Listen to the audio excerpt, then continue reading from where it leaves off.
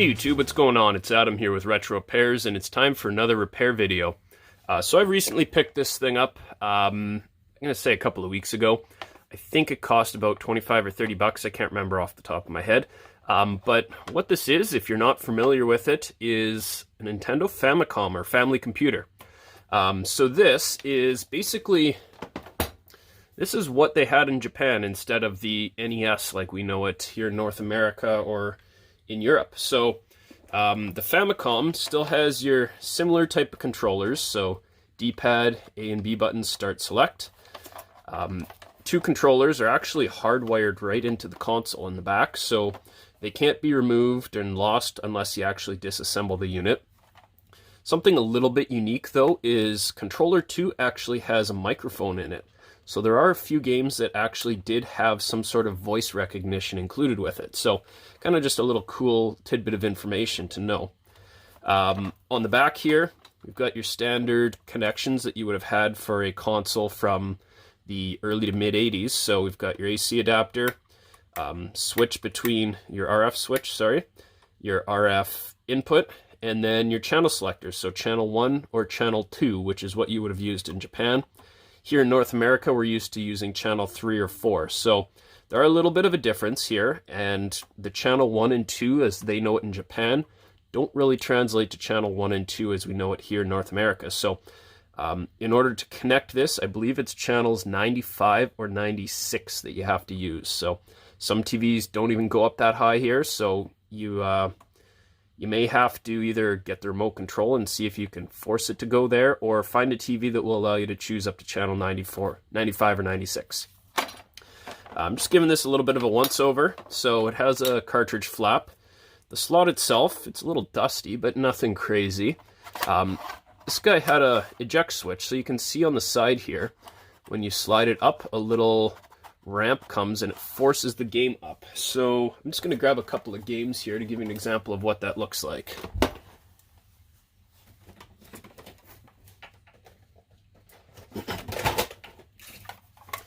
So this is Super Mario Brothers 3, and same game as what you'd have on the original NES, just made for the Famicom.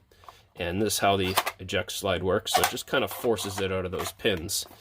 To give you a comparison, this is Super Mario Brothers 3 for the Nintendo. So flipping it over, taking a look at the pins, you can see there's more pins on the Nintendo Entertainment System version than there is on the Famicom. In addition, the cartridges are quite a bit larger, so I'm not sure why exactly they decided to go this route with the NES versus the Famicom. If you use a converter, you actually can play Famicom on an NES and vice versa. So kind of handy little backwards compatibility, we'll call it, between the two systems. And to give you an example of a Famicom versus an NES, that's pretty much what we're looking at. So as you can see, it's almost twice as small, or half the size, as the NES. And very different look. So while this had the kind of almost looks like a VCR, let's say, this is very clearly a game console where you're sticking the game in the top, like which has been so common throughout the years. So let's stop talking and let's try booting this up and see what we've got. So setup for this is pretty straightforward. Obviously first make sure that it's powered off. The AC adapter is the only thing that you might have a little trouble with. So this uses the same size barrel as what we would use on the Nintendo Entertainment System here. However, very important that you never use an original Nintendo Entertainment System plug on this. Reason for that is the NES plug outputs AC power, and this requires DC power. You try and plug AC into there, and you're going to wind up with problems. The RF switch, you can use an original NES switch. So this is the same thing that came with the original NES or the Super Nintendo, and you can even buy them with an adapter for the N64 and GameCube. So that's what I've used, and it seems to work no problem with the Famicom, so we're going to do that.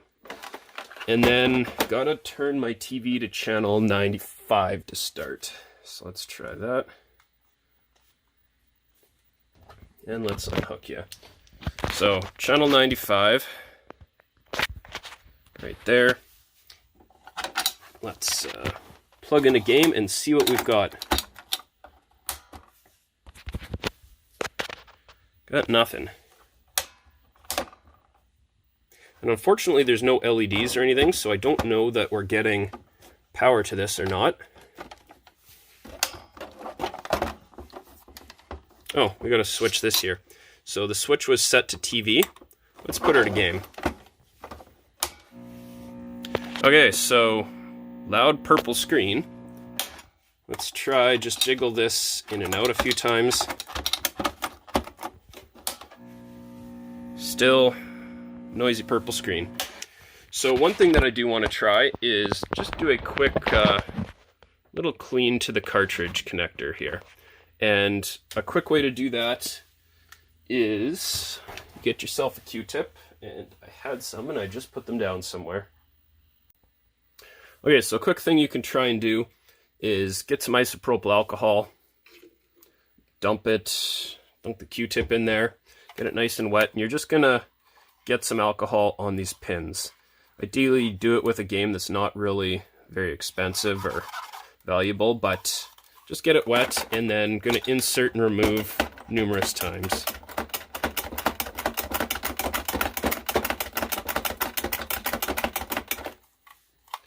Let that dry a bit. And then let's give this a clean as well. So you can see that's coming out actually a little bit dirty, so I had thought I cleaned this, but I've gone through a few of these, so maybe I missed this particular cartridge.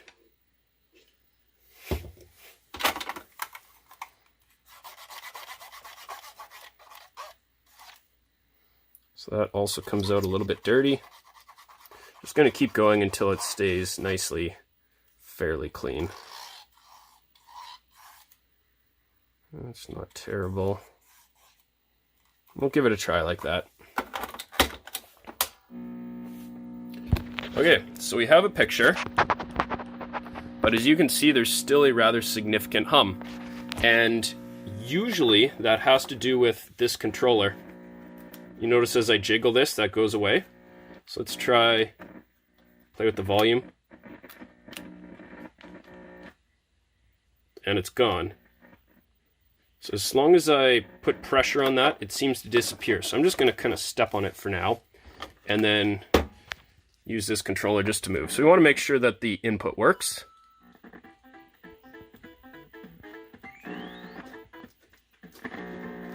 So obviously the hum is pretty annoying, but this looks to be a fully functional... Yeah. The buttons are a little bit iffy, so... oh no, it's not too bad. Start. Well, seems to work, but primary issue is that hum coming out of here. So let's open this up. Let's give the shell a nice clean and get this looking good and get that hum gone. Alright, so opening this up is pretty straightforward. I'm just going to flip it over. So take a look, this little note here says untested, may or may not work. Truth be told, I've bought probably, I'm going to say 4 or 5 Famicoms over the years, and I've never had one not work. So that's not to say they will always work or they'll never fail, but I've had a pretty good success rate with these so far. Now opening these is pretty straightforward. There's no special security bits or anything, they just use regular Phillips screwdrivers, or screws, so that's a number 1. I need to get the right size here. So regular old number 2 Phillips screws, and they're in there pretty good. There we go. So just the 6 of them on the back to remove. So now that these screws are removed, this actually opens up by having the bottom come off, not the top like most consoles that you may be used to. So you can lift that bottom up, and as you can see, it's pretty dusty in here, so I'm going to give this whole console a good clean. But we've got some more screws. 1, 2, 3, 4, 5, 6, 7, 8. So we're just going to remove those. Worth noting that there are actually a few different board revisions for the Famicom. So this one, as you can see, there are 2 boards here. Sometimes this is all integrated into one, and sometimes the chips are laid out slightly different. So if you're kind of following along here, yours might look slightly different than mine, and that's just because it was made at a different time. So I'm going to take these out and then proceed from there. Okay, so now with those screws removed, we can lift up pretty much everything you see here. So take a note of how the controllers are connected. There are these little washers, let's call them, and they have a seam on the bottom. So just when you go to reinstall them, that joint, that seam is going to go back on the bottom. They wrap around these screw posts right there. It's just for a little added support so that you can't yank this out of the console. So just things to keep a note of as you're disassembling. All right, the power switch, I believe, is what this is here. Yep. So this is routed alongside where the controllers went here. So it just goes along the back here, out of the way. So just, again, keep a note of that so that you can put it all back the way that you got it. But then everything else here should just lift up straight. So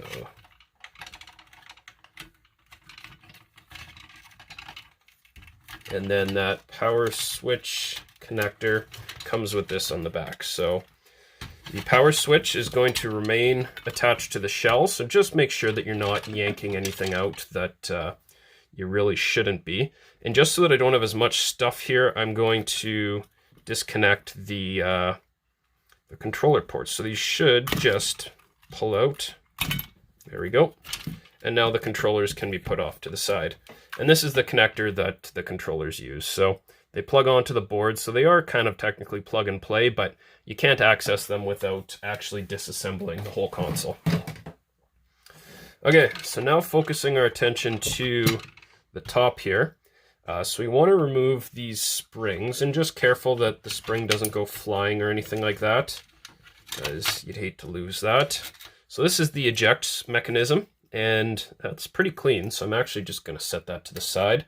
That's not going to get washed, but all the buttons are going to get a nice clean. This power switch is pretty gross, so let's disconnect this. You can see all types of dust and hair and stuff in there, so just want to clean that up.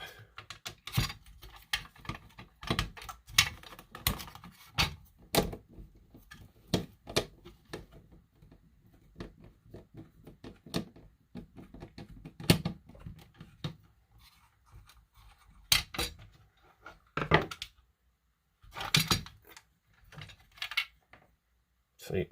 Isn't that tasty? Okay, so buttons up. Put that off to the side. Now, this is the tricky part here. Actually, both of these are. They're not actually that tricky to remove, but you do want to be very careful. So what you can do is you can slightly bend this up in the middle a little bit. So grab from the underneath, put a little bit of pressure, and then push inwards from the side, and you'll release this little tab from the hole on the side here. So it's not hard to do, just you want to give it a little bit of care so that you're not going to snap it and break these parts. They are pretty old. This one's in pretty good shape, but some of them can get fairly brittle. Now the eject switch should be very similar.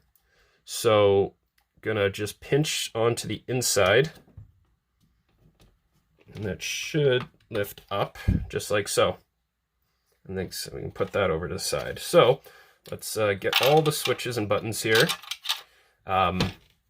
I'm going to wash this one by hand because there's a little sticker on it. I don't want that sticker to come right off with the water, so I'm going to wash that by hand.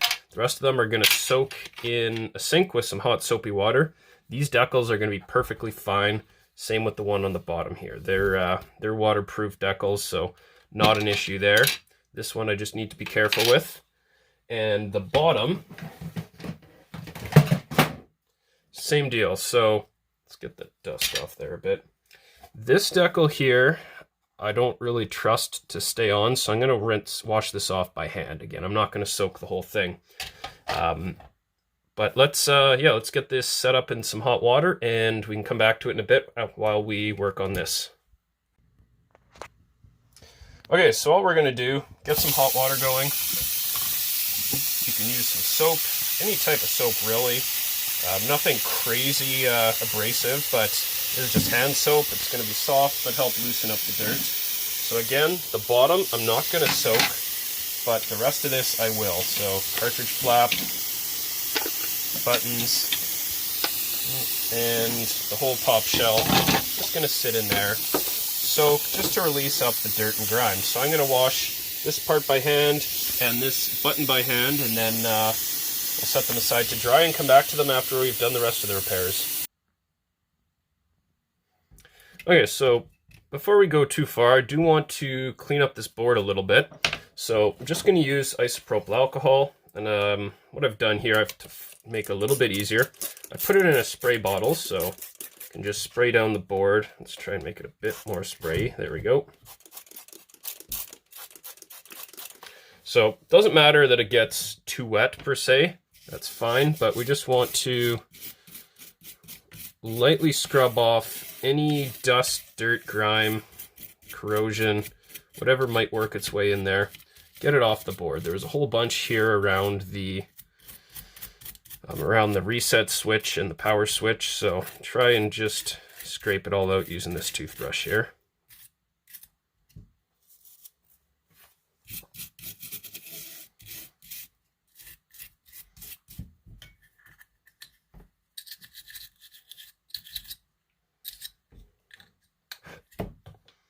Okay, and then voltage regulator right here is another common place where this will all build up.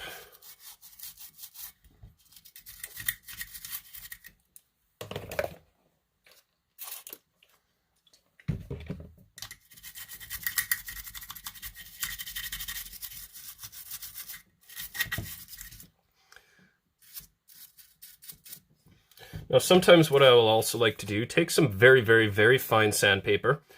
So this is 2500 grit. It's meant for really just kind of smoothing out automotive paint jobs before applying clear coat. So just going to go on that and remove any kind of oxidization that might have built up here on this RF out.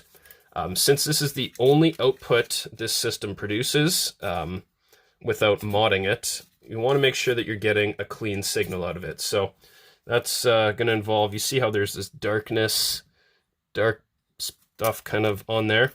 That's just oxidization, and then when you hit it with that, it starts to come off a bit. So just want to clean that off, get it looking as nice as we possibly can.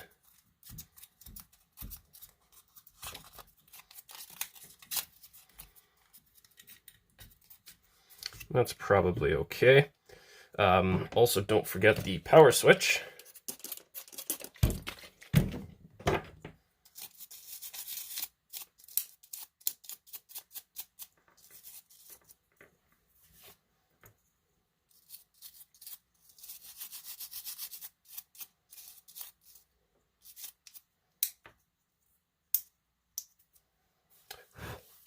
And this can all just be set off to the side now.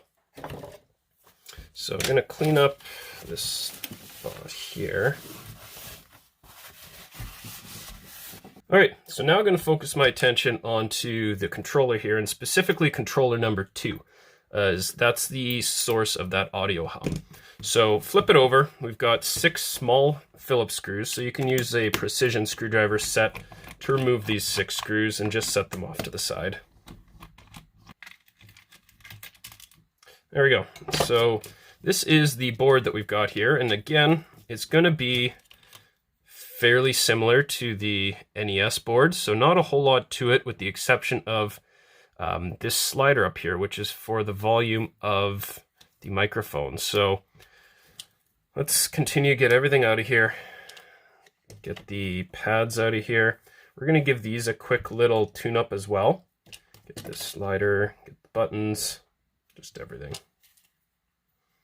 Okay, so this is the shell itself, and it's in fairly good shape. There's a little bit of gunk down here, so I might give it a bit of a cleanup.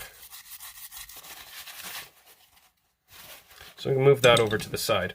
So what we do want to focus our attention to is this little slider here, and then the contacts up on here. So first thing is gonna use a Q-tip and just clean up all of these pads. Spray it down with some alcohol. Just give it a good solid scrub. So you notice it comes up black. that's not necessarily a bad thing. These pads have carbon on them, which is conductive, and which is how they connect, I believe it's carbon, how they complete the circuit to tell the board that you're pushing a button. So that's pretty normal that it comes up like that. But we're just going to give these a good clean, just so that we make sure that we're getting a good consistent connection for years and years to come.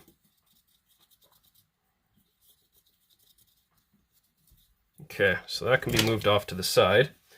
So this part is going to be about cleaning up this switch here. So I'm going to spray a little bit of isopropyl on this sandpaper.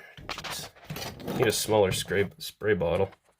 A little bit of isopropyl alcohol in there, and then I just want to try and wipe down these little pins right up here. This is what basically tells the controller how loud to, or how sensitive the microphone should be. So give those a bit of a clean. Maybe just brush them very lightly with a Q-tip. You only want to go in one direction with this, and that's up. If you try and go back and forth like this, you're going to get Q-tip fibers all stuck in these pins, or you might bend them or break them, which you really don't want to do. You could give them a slight bend up, but very, very slight. So like go under here and bend it up a tiny bit. And that just helps to make sure that they're poking out and getting a solid connection there. But otherwise, that should be good. One last thing I do want to do is just touch up these conductive pads. So a trick that I like to use to clean these up, get a sheet of paper, get your pads, get some alcohol on them, just give them a wipe down.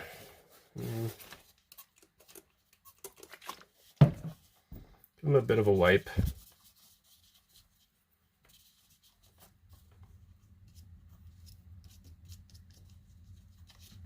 And then try and dry them a little bit as best you can with the dry end of the Q-tip.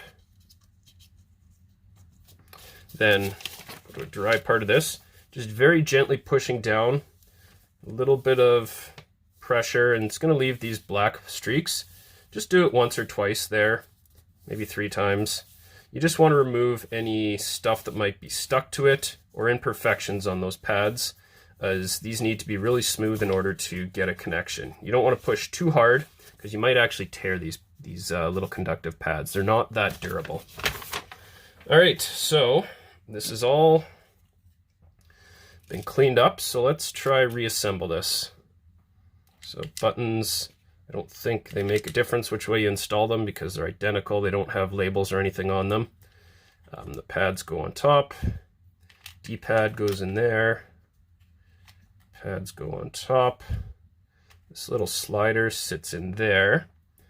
This guy, there's a little nub on the top of it, and this is going to sit, the nub points up, so that when you slide it down, it kind of locks into place there.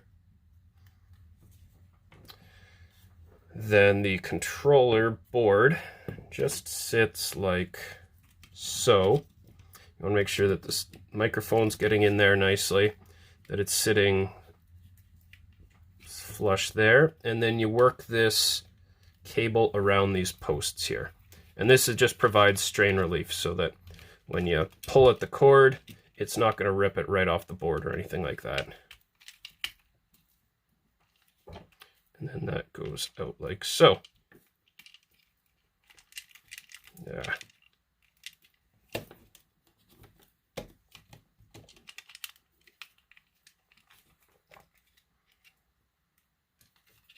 Go the other way. Goes the other way. My mistake. There we go. That way it's not pushing down on the board itself here. It just kind of sits in this little void. Then the screws go this way. There's a little cutout for where that cable comes out. So just line that up. Sits in like so, and you can screw it back together. Now I'm going to do the same tune-up to controller 1, with the exception of the microphone, of course, because controller 1 does not have a microphone on it. I'm not going to record it as it's the exact same process, honestly, and it's just going to make the video a little bit longer. So in the interest of time, I'm going to switch right from doing this to reassembling the console.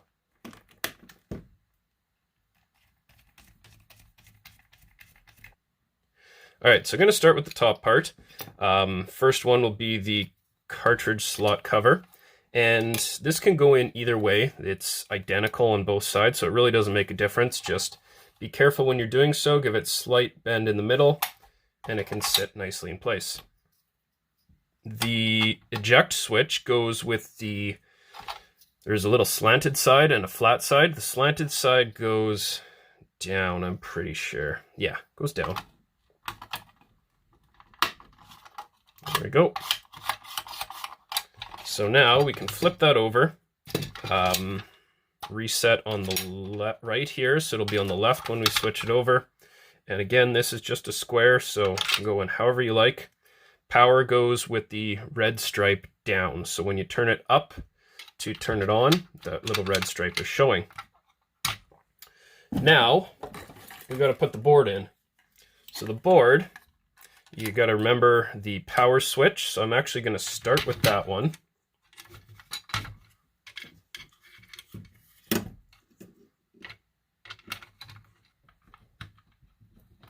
There we go. All right. So power switch cable gets routed again up the side, and just like so. And then this will all flip over and will sit neatly in place here. All right, so this power cable, so again, it went on the outside of this, went around the screw here, went around these posts, through the back, and then down. So it would sit just like so. So now we're going to screw those in. Oh, need to do almost forgot the controllers. That would have been bad. So the controllers plug into the front here. And looking at it, this is controller 2 that I'm working on here. So it's going to plug into the left side from your perspective, and then that feeds off to the side here. Controller number 1, what did I do with you? It fell on the floor.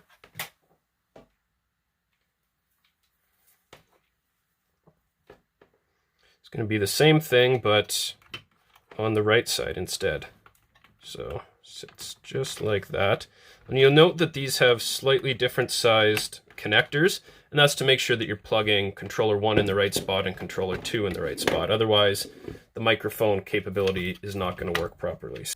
Now, last part again, like I mentioned, before you screw it all up, or put the screws in, I'm going to say, is to make sure that you get these little washers in the corner here put back on. So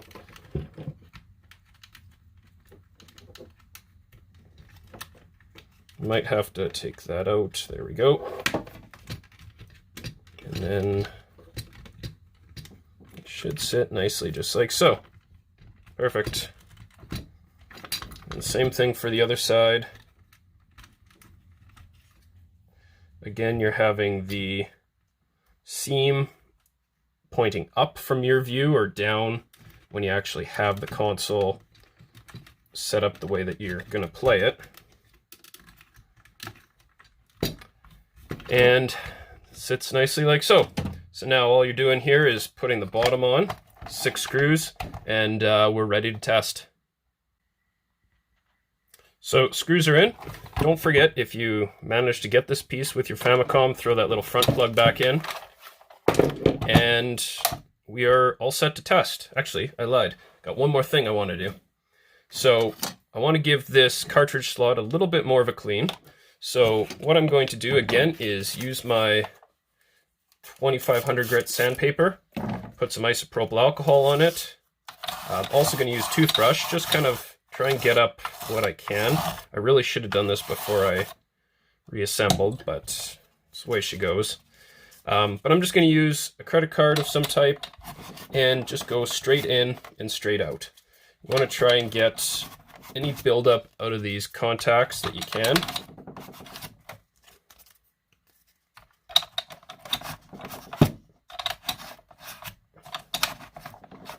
Don't go back and forth like that, just straight in and straight out. That should probably be sufficient.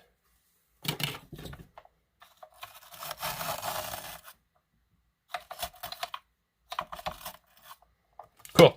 So let's head back to the TV, give this a test. Okay, so now that that's back together, let's give this a test. So let's put the game in. Power on. So a slight hum, but not nearly as bad. Move the cable around. Doesn't seem to impact it. But definitely, yeah, we're getting some feedback here. So, hello, hello, hello. Yeah, you can definitely actually, if I talk in here, it kind of comes through the TV. So it's not a very good mic, but you are getting a little bit of feedback through that. There might actually be replacement microphones for this. I think that's going to be something I might look into just to see if that will help alleviate some of the feedback from this. But as it sounds right now, I think that's probably about as good as it's going to get without going into some component replacements. There is one more thing I want to try with this, though. So they made an add-on for the Famicom, and that's called the Famicom Disk System, or Family Computer Disk System. So how this works is it connects to the Famicom using this, which is a RAM adapter. So it adds a little bit more memory to this cartridge itself. So it treats it like a cartridge, and it can load the ROM through basically floppy disks rather than a cartridge. So it's kind of cool, kind of very, very unreliable at the same time. I'm going to show you how this works. So let's use one that I know for sure works, and that's going to be, I think this is, I'm guessing Mario Golf US. Anyways, so let's turn this on. So please set discard. So I'm going to throw this in here.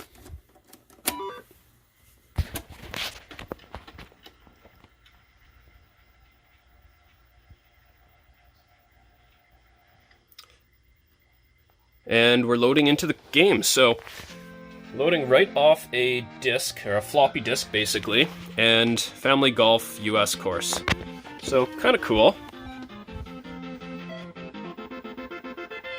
Let's turn that off, you get the idea.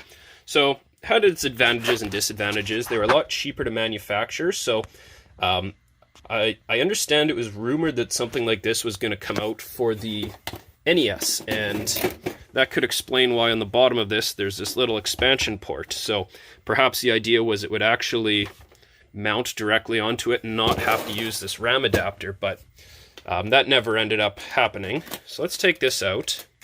There are a lot of games that are unique to only Japan, and this is an example of one of them. So this is Super Mario Bros. 2. Now you might be thinking, well, we got Super Mario Bros. 2 here in North America, or Europe, or wherever you're from, but you didn't. Super Mario Bros. 2 came out in Japan, and they felt that it was too hard for North Americans to handle, so they gave us a skinned version of Doki Doki Panic that had Mario characters and that's where the kind of new gameplay, you're throwing stuff around, that type of thing. This was basically Super Mario Bros. 1, just with new levels, and now it's referred to as Lost Levels. So let's try this, see if it works.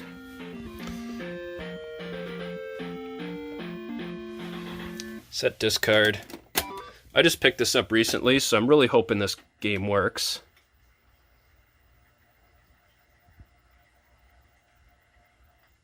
And it does. So just to give you just a very quick glimpse of what this looks like. So you can play as Mario, you can play as Luigi, and it's really the same layout and the same look as Super Mario Bros. 1.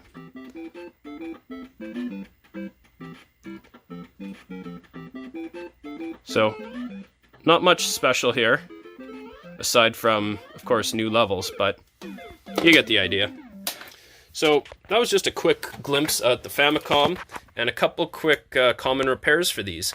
The Famicom disk systems, they're not too expensive on their own, but the RAM adapters sometimes can be. And the actual Famicom console, you can usually get them from Japan in untested condition like I did for 30, 40 bucks. Sometimes they're even guaranteed working for 50 or 60. So they're not too expensive for what you're getting, but definitely a cool system.